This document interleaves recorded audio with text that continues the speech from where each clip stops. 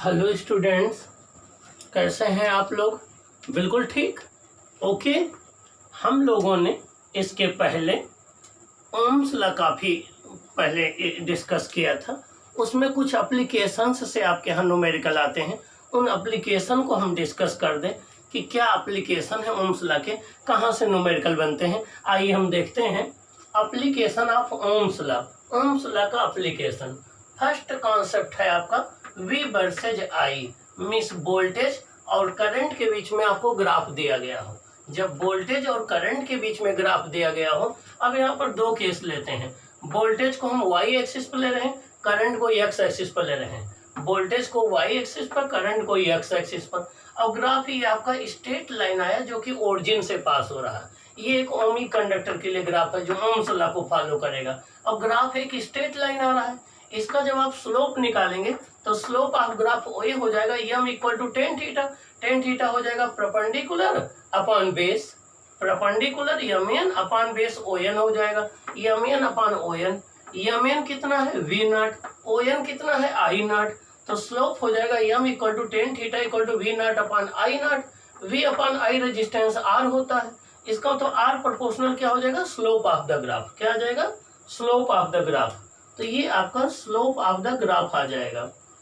Means आप direct slope देख करके रेजिस्टेंस बता सकते हैं किसका ज्यादा है किसका कम है।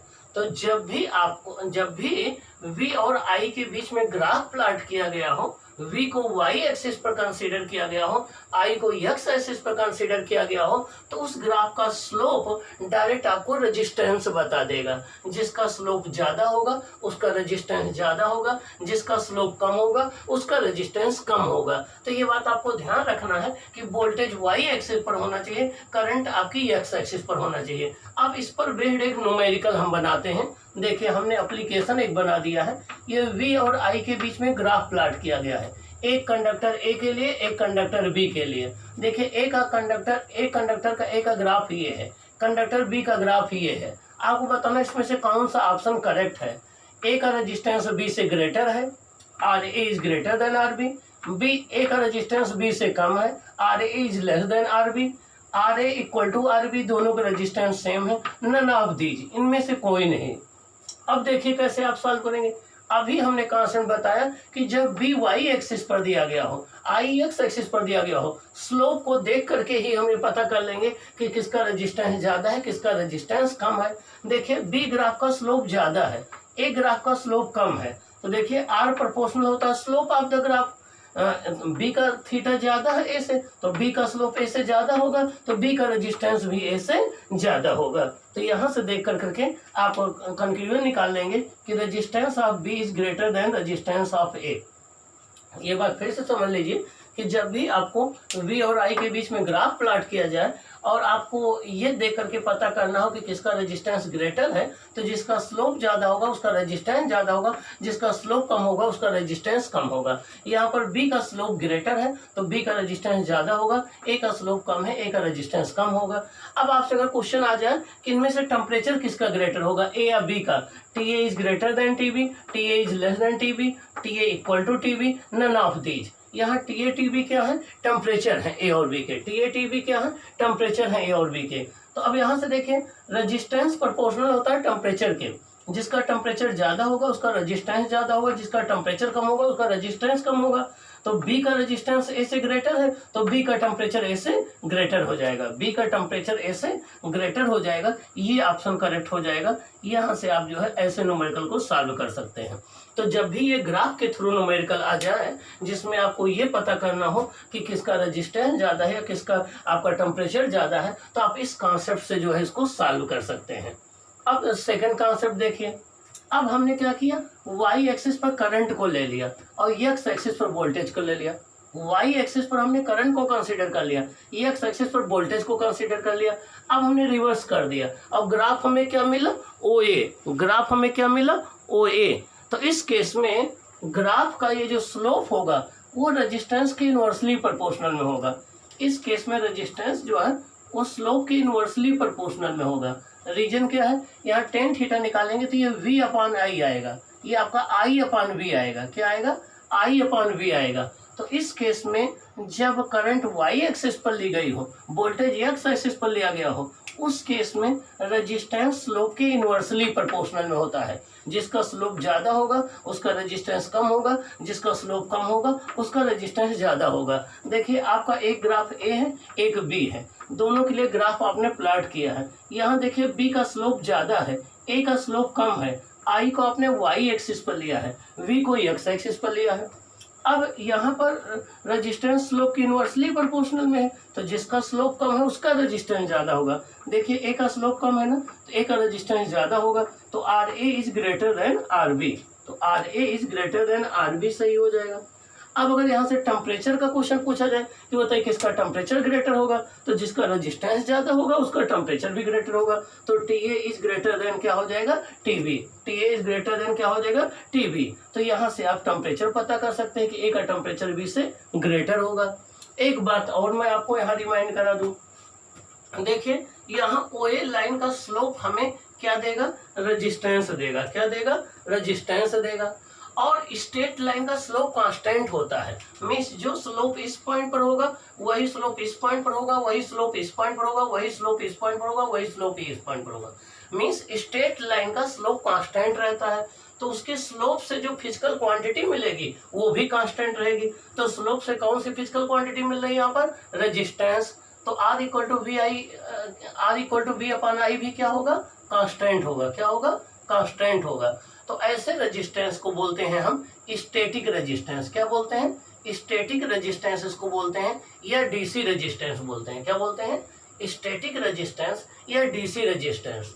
तो जब भी हम V और I के बीच में ग्राफ प्लॉट करें, वो ग्राफ एक स्ट्रेट लाइन आए, तो उस स्ट्रेट लाइन का स्लोप कांस्टेंट होता है, तो उससे जो रेजिस्टेंस मिलेगा R equal to V upon I वो कांस्टेंट होगा। चाहे जिस पॉइंट पर आप स्लोप निकालेंगे रेजिस्टेंस की वैल्यू आ जाएगी। आप चाहे इस पॉइंट पर निकालें, चाहे इस पॉइंट पर निकालें, चाहे इस पॉइंट पर, चाहे जिस पॉइंट पर निकालेंगे पोटेंशियल अपॉन करंट कर देंगे, स्लोप आ जाएगा। तो स्लोप कांस्टेंट होगा, तो स्लोप से जो रेजिस्टेंस आएगा वो रेजिस्टेंस भी कांस्टेंट होगा। तो ऐसे रेजिस्टेंस को हम स्टैटिक रेजिस्टेंस बोलते हैं या डीसी रेजिस्टेंस बोलते हैं। क्या बोलते हैं, स्टैटिक रेजिस्टेंस या डीसी रेजिस्टेंस बोलते हैं।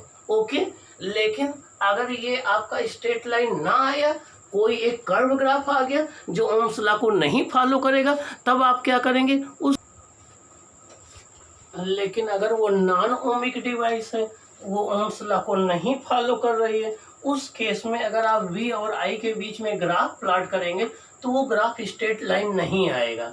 मीन्स वह कंडक्टर या वह मटेरियल्स जो ओम्स लॉ को नहीं फॉलो करते हैं उनके लिए V I graph straight line नहीं आता है। मान लीजिए ये कर्व्ड ग्राफ आ गया, क्या आ गया, कर्व्ड ग्राफ आ गया। वाई एक्सिस पर आपने वोल्टेज ले लिया, एक्स एक्सिस पर आपने करंट ले लिया। अब इस केस में इसका स्लोप अब भी रेजिस्टेंस देगा, स्लोप अब भी रेजिस्टेंस देगा। देखिए ए पॉइंट पर अगर आप टेंजेंट ड्रा करेंगे तो उसका एंगल ये थीटा ए आएगा, इसका स्लोप अलग होगा। बी पॉइंट यहाँ पर अगर आप ले लेंगे, यहाँ पर अगर आप बी पॉइंट ले लेंगे, यहाँ पर टेंजेंट ड्रा करेंगे जिसका स्लोप थीटा बी आएगा। और देखिए theta A theta be different है, क्या है, theta A theta be different है, तो इसके हर एक पॉइंट पर स्लोप चेंज होता जाएगा। क्या हो जाएगा, स्लोप चेंज होता जाएगा। और स्लोप के रेजिस्टेंस किसके प्रोपोर्शनल में, स्लोप के, तो रेजिस्टेंस भी चेंज होता जाएगा। जब स्लोप कांस्टेंट नहीं होगा तो रेजिस्टेंस भी कांस्टेंट नहीं होगा, रेजिस्टेंस चेंज होता जाएगा। तो ऐसे रेजिस्टेंस को हम डायनामिक रेजिस्टेंस या एसी रेजिस्टेंस कहते हैं। क्या कहते हैं, डायनामिक रेजिस्टेंस या एसी रेजिस्टेंस कहते हैं। मीन्स जब किसी हम नॉन ओमिक कंडक्टर के लिए कोई ग्राफ प्लॉट करते हैं तो V और I ग्राफ स्ट्रेट लाइन ना करके कर्व्ड आता है। एक कर्व्ड ग्राफ का स्लोप हर एक पॉइंट पर चेंज होता रहता है और स्लोप से हमें रेजिस्टेंस मिलता है। तो रेजिस्टेंस हर एक पॉइंट पर चेंज होता रहेगा। ए पॉइंट पर अलग रेजिस्टेंस होगा, बी पर अलग होगा, सी पर अलग होगा, डी पर अलग होगा, रेजिस्टेंस कांस्टेंट नहीं होगा। ऐसे रेजिस्टेंस को हम बोलते हैं डायनामिक रेजिस्टेंस या एसी रेजिस्टेंस। क्या, डायनामिक रेजिस्टेंस या एसी रेजिस्टेंस। अब ऐसे रेजिस्टेंस को फाइंड आउट कैसे करते हैं ये मैं आपको बता दूं। सपोज कर लो आपसे कहा जाए कि 6 वोल्ट पर रेजिस्टेंस की वैल्यू फाइंड आउट करो। किस पर, 6 वोल्ट। तो 6 वोल्ट देखिए ये है। तो अब हम क्या करते हैं, 6 वोल्ट से जिस वैल्यू पर आपसे कहा जाए रेजिस्टेंस निकालने के लिए उससे एक ग्रेटर वैल्यू ले लेते हैं। तो देखिए 6 वोल्ट पर कहा जा रहा है तो इससे ग्रेटर वैल्यू आप 8 वोल्ट ले लीजिए, ये इसको हम V2 मान लेते हैं, इसको हम V2 मान लेते हैं, और इस पर जो करंट हो उस करंट को आप I2 ले लीजिए। मीन्स जिस वैल्यू पर आपको रेजिस्टेंस निकालना हो उससे एक ग्रेटर वैल्यू ले लेते हैं। 6 पर कहा गया तो हमने 8 वोल्ट ले लिया, इसको हमने V2 बोल दिया, ये हमारा V2 हो गया, और इसके करस्पॉन्डिंग करंट I2 हो गया। अब इस 6 से एक छोटी वैल्यू ले लेते हैं, मान लीजिए आपने 4 वोल्ट ले लिया, इसके करस्पॉन्डिंग ये करंट I1 मान लिया, ये वोल्टेज V1 मान लिया। अब आप रेजिस्टेंस हो जाएगा R equal to V2 minus V1 upon I2 minus I1, जहाँ V2 जो है जिस वैल्यू को फाइंड आउट करना उससे ग्रेटर वैल्यू का पोटेंशियल है, V1 जिस पर फाइंड आउट करना उससे स्मॉलर की एक वैल्यू है, और I2 जो है वो V2 के करस्पॉन्डिंग करंट है, I1 जो है वो V1 के करस्पॉन्डिंग है। तो इस फॉर्मूले से आप जो है वो डायनामिक रेजिस्टेंस निकालेंगे। तो जब भी आपको डायनामिक रेजिस्टेंस निकालना हो तो इस मेथड से निकालते हैं, जब भी स्टैटिक रेजिस्टेंस निकालना हो तो इस मेथड से निकालते हैं। जब भी BI ग्राफ कर्व आएगा तो समझ लो डायनामिक रेजिस्टेंस है, ये नॉन ओमिक डिवाइस है। जब भी स्ट्रेट लाइन आ जाएगा तो समझ लीजिए वो आपकी ओमिक डिवाइस है। तो न्यूमेरिकल सॉल्व करते समय आगे आपको कई ऐसे न्यूमेरिकल मिलेंगे आगे फर्दर चैप्टर में, जहाँ पर VI ग्राफ स्ट्रेट लाइन नहीं होगा और वो कहेंगे कि आप रेजिस्टेंस फाइंड आउट करिए पर्टिकुलर वैल्यू पर, तो वहाँ रेजिस्टेंस के लिए आपको ये मेथड फॉलो करना पड़ेगा। ये बात आपको ध्यान रखना है। ओके, ये आपके कुछ कॉन्सेप्ट थे जो कि रिमेनिंग बचे हुए थे, जिनका हमें डिस्कस करना था। ये डिस्कशन हो गया। अब हम इसके बाद जो है नेक्स्ट कॉन्सेप्ट नेक्स्ट क्लास में डिस्कस करेंगे। Okay students.